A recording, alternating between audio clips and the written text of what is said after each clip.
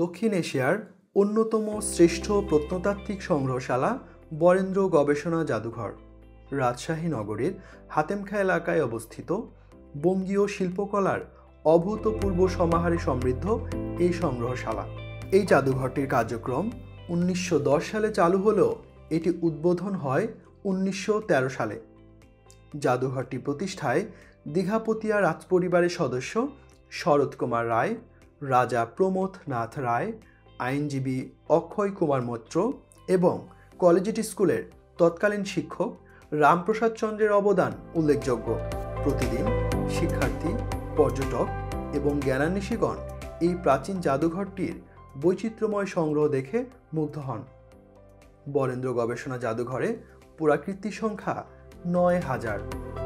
এর মধ্যে রয়েছে মহেঞ্জোদারো সভ্যতা থেকে পাল, সেন ও গুপ্ত আমলের নিদর্শন। খ্রিস্ট 11 শতকে নির্মিত সূর্য, বুদ্ধ, ভৈরবের মাথা, দুর্গা ও অর্ধনারী, শিব ও গঙ্গমূর্তি রয়েছে। জাদুঘরটিতে 5000 পুঁতিসহ বিভিন্ন শতাব্দীর অন্তত 15000 দুর্লভ বই রয়েছে।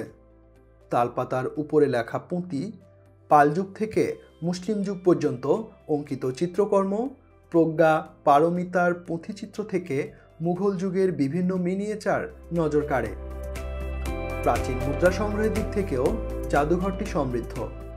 মোঘল ও গুপ্ত আমলের স্বর্ণমুদ্রা সহ অমূল্য শিলালিপি রয়েছে এখানে।